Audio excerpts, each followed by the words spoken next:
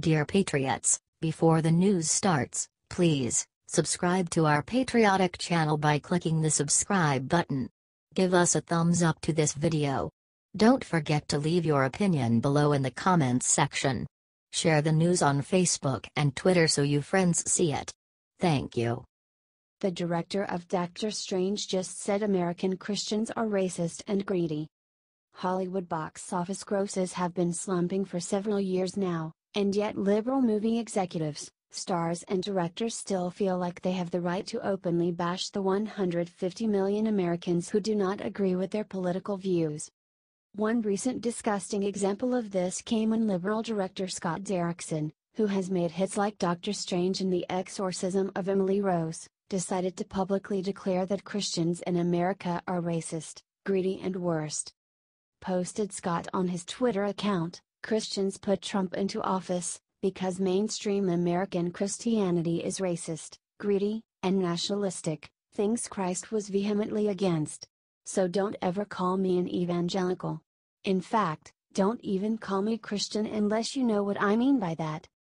His post angered many American Christians of all political stripes. One helpfully reminded this liberal that Christians give more to charity than any other group in America. To this, biblical non-expert Derrickson decided to reply with a quote from Scripture, writing, "So when you give to the needy, do not announce it with trumpets, as the hypocrites do in the synagogues and on the streets, to be honored by others, Jesus Christ." Matthew 6:4. One other Twitter user, however, completely destroyed Derrickson's dumb arguments about Trump and Christians by tweeting in response, "Trump ain't a Clinton. That's why we voted for him. Period. Get off your high horse, pal. Do you think this liberal movie director needs to shut up about things he knows nothing about?"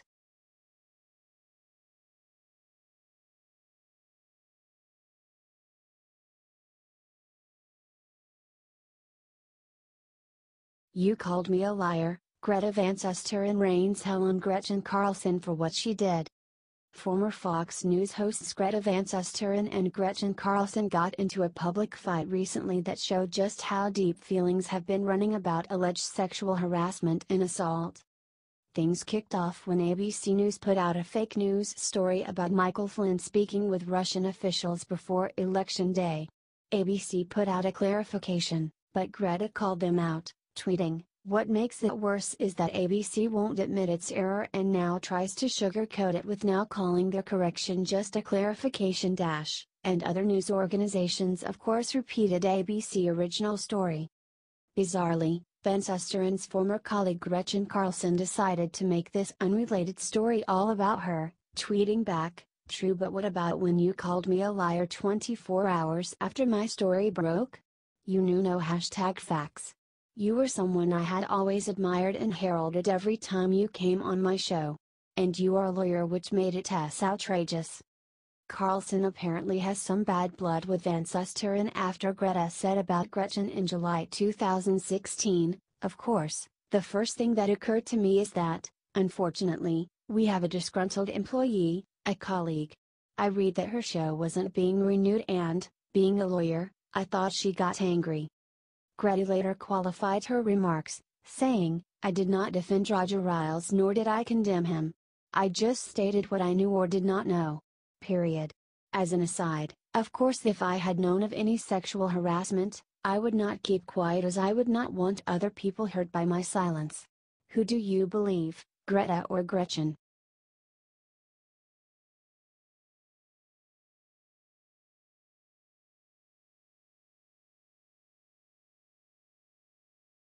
Bristol Palin just listed the names of celebrities who sexually harassed her and Sarah. Bristol Palin has been watching the sexual assault and harassment scandals about numerous entertainers and other media figures unfold, and decided that it was time to break her silence about the people who have sexually harassed her and her mother Sarah. In a blog post, Bristol asked, "Are you ready to hold these people accountable? Here is a small example of what our family has gone through." Her first example was anti-Trump Fox News host Chris Wallace. Don Imus asked Wallace in 2010, right before he was going to interview Sarah Palin, "When you interview her, will she be sitting on your lap?" Replied Chris, "One can only hope." Commented Bristol, "Did Wallace receive any consequences for this kind of sexual harassment? None. No one at Fox Radio batted an eye with his violent misogynist rant, in fact he is still celebrated."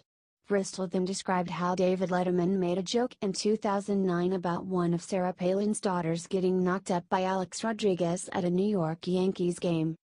She then brought up rapper Rosalia Banks, who in 2016 tweeted, "Sarah Palin needs to have her hair shaved off to a buzz cut, get head ed by a big veiny, ashy, black D, then be locked in a cupboard."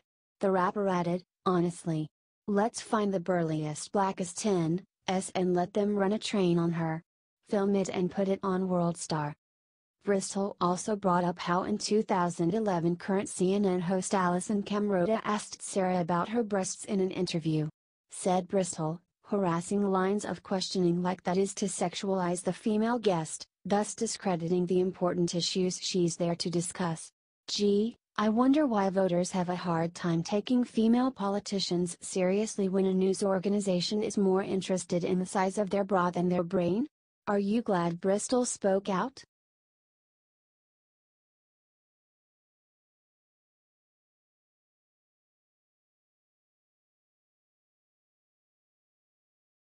Top FBI official rips Comey for using Bible verse to shame Trump, "He's the emperor with no clothes." Former FBI Director James Comey is one of the few people in the United States that Republicans and Democrats hate equally. Conservatives blame Comey for letting Hillary Clinton off the hook for Benghazi and her email crimes, and liberals claim that Comey helped throw the 2016 vote to Trump by publicly reopening the Clinton investigation just days before Election Day. Regardless what side you are on, pretty much everyone can agree that Comey is the last person who should be using Bible verses to shame anyone. Nonetheless, after word got out that Michael Flynn pleaded guilty, Comey posted on his social media, "But, let justice roll down like waters and righteousness like an ever-flowing stream." Amos 5:24. Former FBI Assistant Director James Kallstrom, however, saw right through what Comey tried to accomplish with this Bible verse and called him out for it. Said Kallstrom about Comey's post, "Anyone with a brain knows what he meant. He thinks he was unjustly brought down, and now justice is going to prevail and show him as some sort of a martyr. Nothing could be further from the truth." He went on, "He's a guy who either knows the Bible or thought it would be cool to give that response back, when he is the emperor with no clothes. He carried water for the Clinton Foundation and Obama administration, and demoralized the FBI, making a fool of himself. In my view, he conducted himself in a way that was not in keeping with the rule of law, and here he is quoting the Bible." Kallstrom concluded about Comey, "Hopefully, justice will roll down on him and his sycophants who threw the Bureau under the bus. He just showed himself as the hypocrite that he is. He lacks the common sense to realize he's digging his hole deeper." Do you agree with this former FBI official about Comey?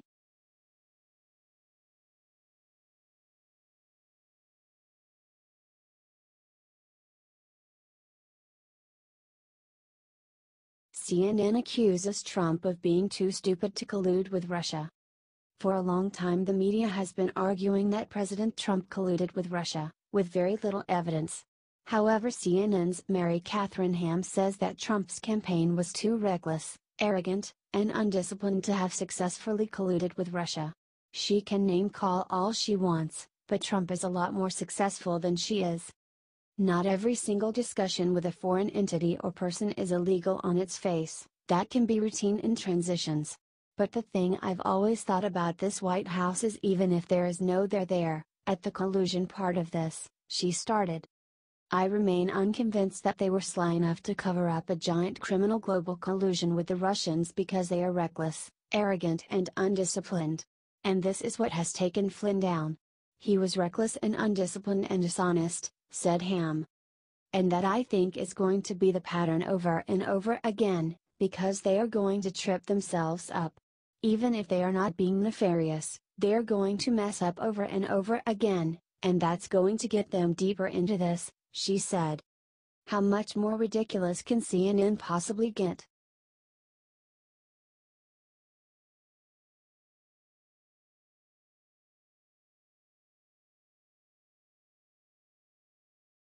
Chinese president exposes shocking thing Obama just told him in meeting during Asia tour. Just weeks after President Trump finished his speaking tour in Asia, Obama decided to have one of his own. Obama spoke with several leaders that Trump had just finished speaking with, including Chinese President Xi Jinping. The media in China and America wrote of the Trump Obama, who championed a pivot to Asia policy that Beijing viewed as a bid to contain its ambitions and critics say was largely a failure, said China had made impressive achievements. Relations between Obama and Xi were outwardly positive, but were underscored by tensions over Washington's concerns about human rights in China and the South China Sea disputes, writes the South China Morning Post. In China's state-run Xinhua news service, Xi gave Obama a briefing on the Communist Party Congress. And Xi stressed that China and the United States have an important responsibility to safeguard world peace and stability, as well as boost global development and prosperity, they wrote.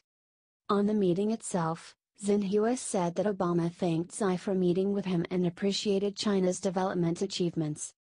Bloomberg Politics writes that Obama told Xi that he was willing to play a continued role in strengthening mutual understanding, exchange and cooperation between the two nations. Do you think that Obama needs to stop pretending he is still the president?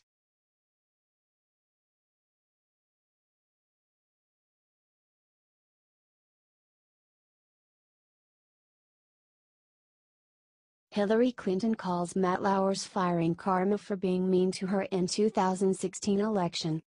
NBC fired Matt Lauer for sexually harassing a number of women.